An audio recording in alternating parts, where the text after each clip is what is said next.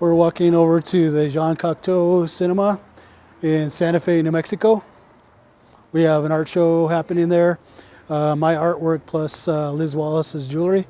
So that's where we're headed. My name is Ryan Singer. I am Navajo Dine, originally from Tuba City, Arizona.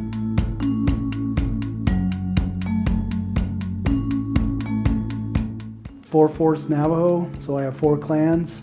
My first clan is Potechitni, Bitterwater. My second clan is Kia'ani, Towering House.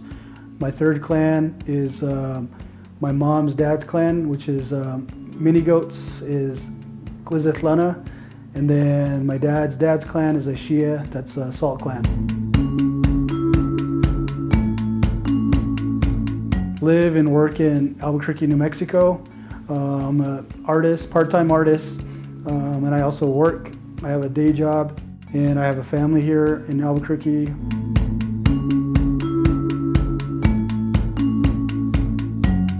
I think I would define my art as something that is personal to me.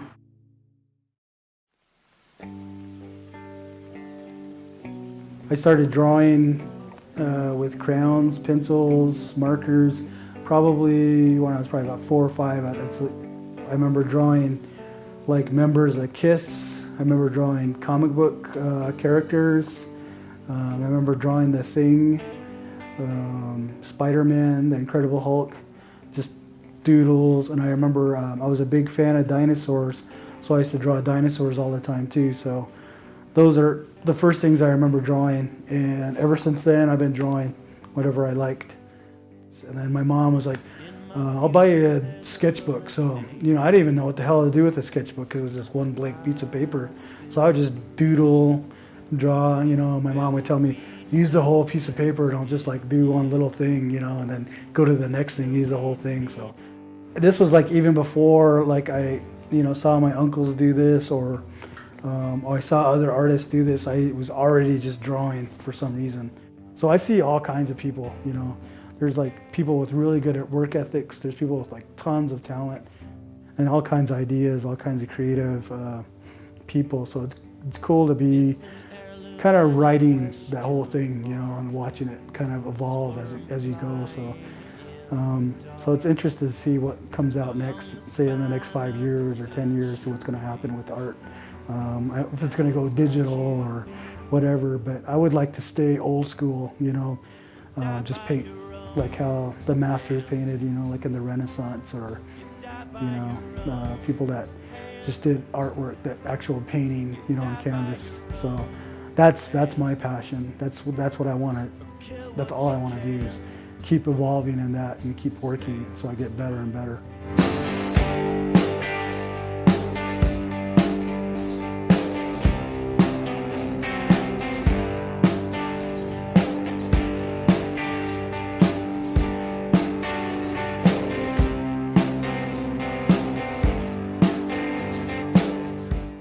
The main medium I use is acrylics, the Liquitex like this, and on canvas. I'll paint on wood as well. The Godzilla painting, I think the whole background was red when I first started it, and then the sky was red. So if you look at it up close now, you'll see like this under painting of red, and then there's blue underneath it. You can't see that in the little digital image, But when you look up close to the actual painting itself, you can see the red underneath the blue.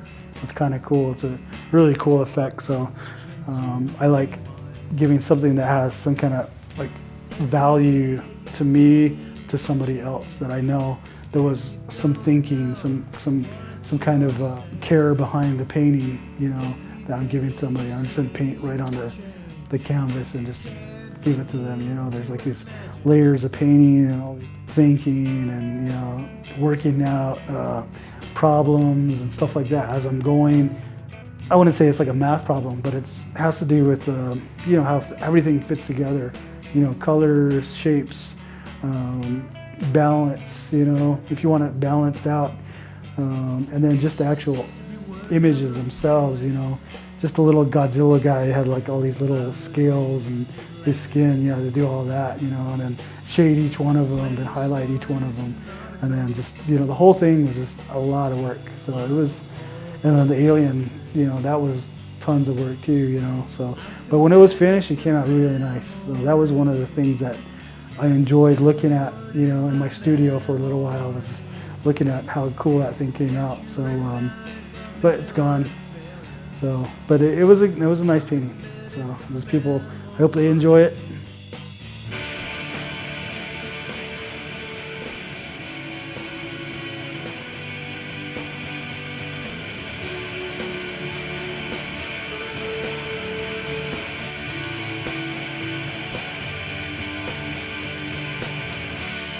Actually, 2005, the Navajo mutton stew painting, the Andy Warhol Campbell's soup with the mutton stew. Sheep is good food.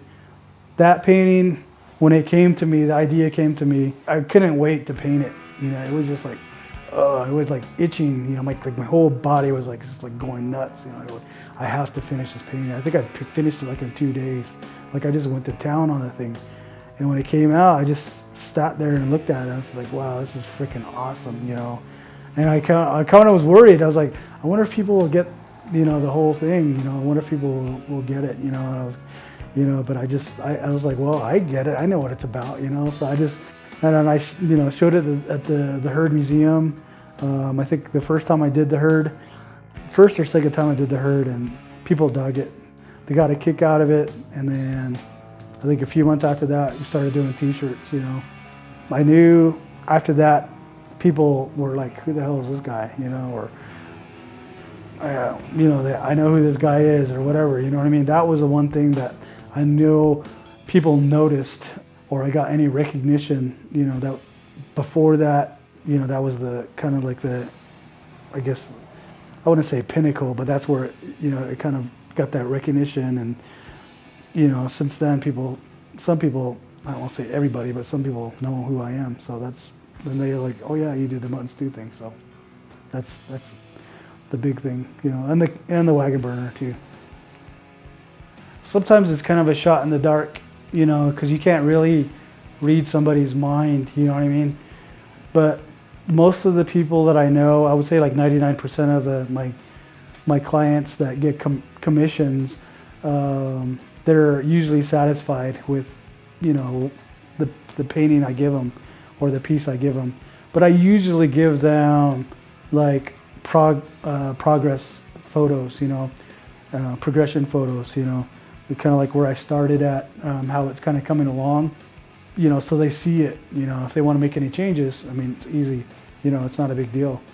It's really up to them how it comes out, They'll give me an idea first. They say, hey, can you paint this Godzilla and this Queen Alien fighting over Salt Lake City? So immediately inside my head, I have all these ideas, but I need to figure out how to put them all together, the sort of view of Salt Lake, how it's going to look, the city, where they're going to be fighting at, and you got to put like the mountains, the Wasatch Mountains, or actually they're not Wasatch Mountains, the mountains behind it, and get the temple in there and everything. So you see this is Salt Lake, So that part, we kind of figured out, verbally or email or whatever over the phone. We figured out what they want.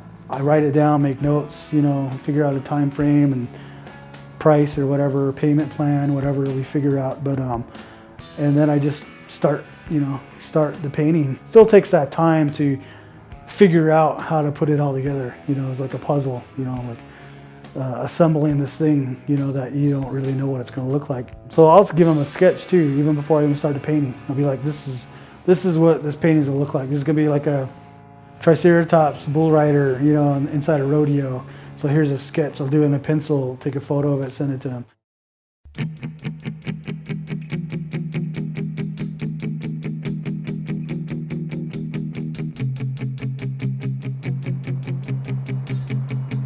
Hi, it's March 20th, 2015. I'm here at the Jean Cocteau Cinema, downtown Santa Fe, New Mexico. The plaza is just right over there, and I'm gonna head inside right now. Well, it's always challenging being native, no matter what you do, because not a lot of people expect you to be educated or that you know a lot of stuff, So you have to kind of work twice as hard, to get recognition or to have sort of a voice, to say something, that's, worth hearing.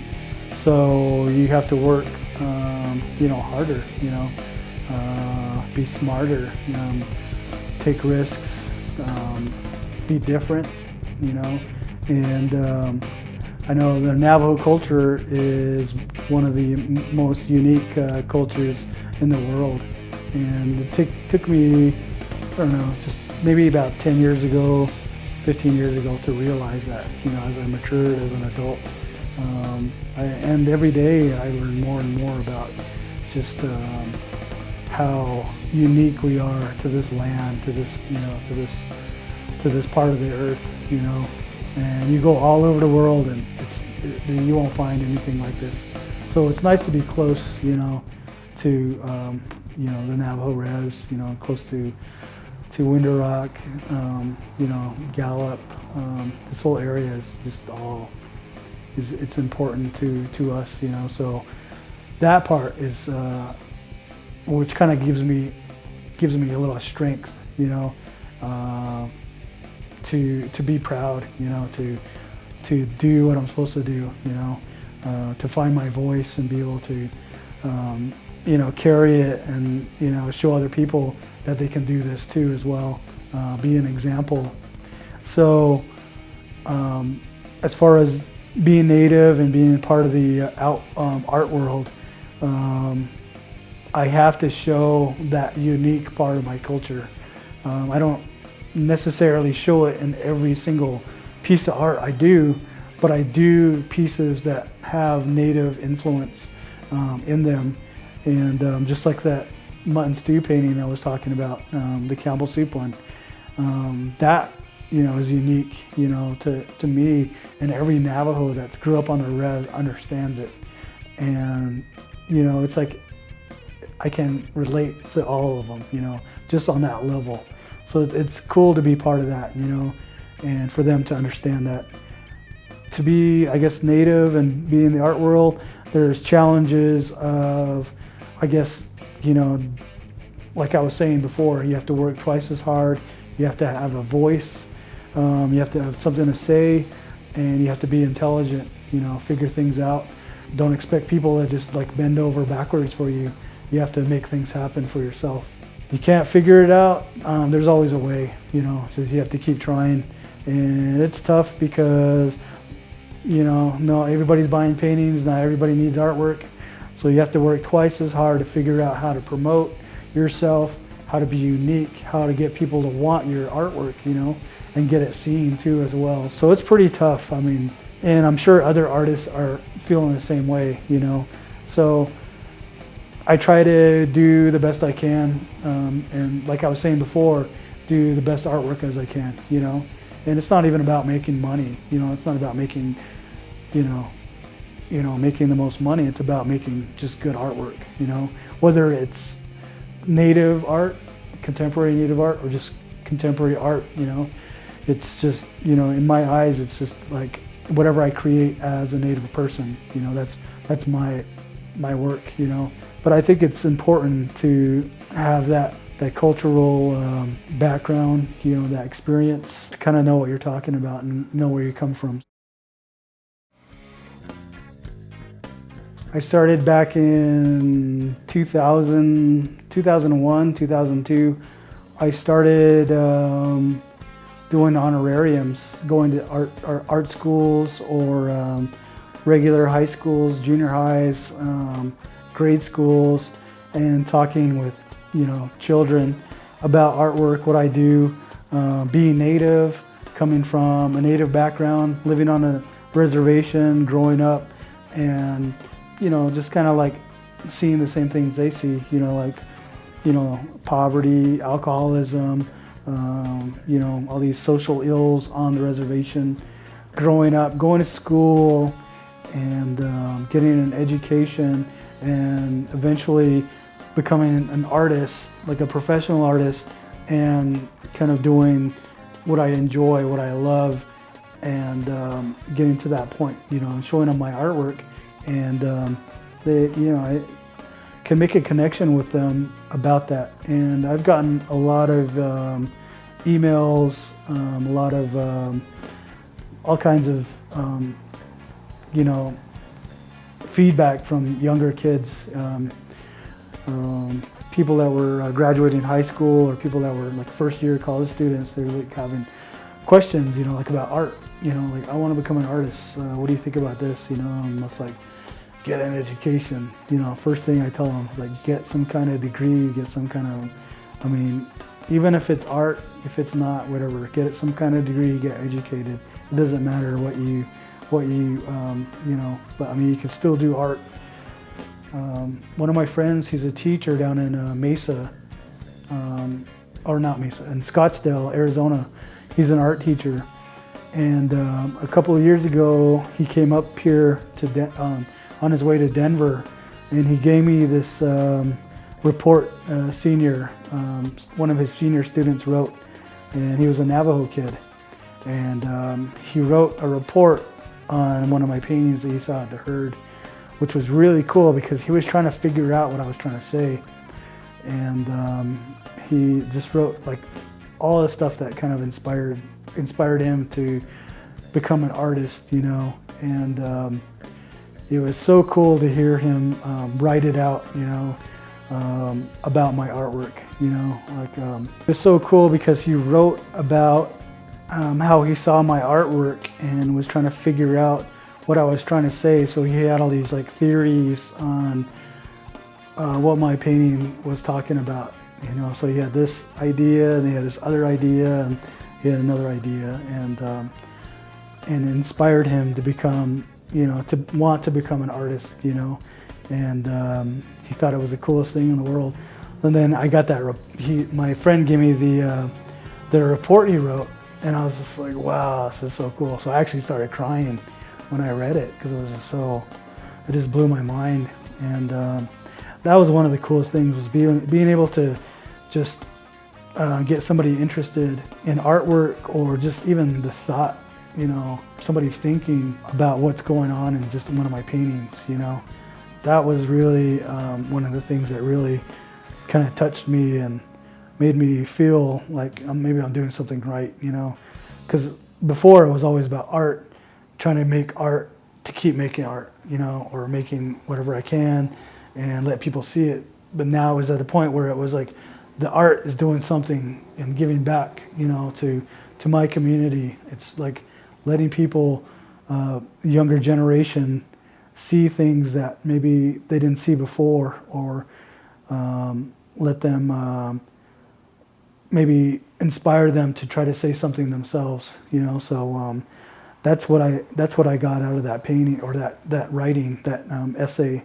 and so that's why I continue to keep doing art, regardless, if I get paid or not paid or whatever, it's not really about that anymore. It's just about me doing what I enjoy and being able to, maybe inspire other kids to do art or do other stuff, be creative, create their own stories and their own, whatever ideas they want to come up with, for themselves. So I think it's important to be able to have that voice, to have freedom to say whatever you want to say and express it,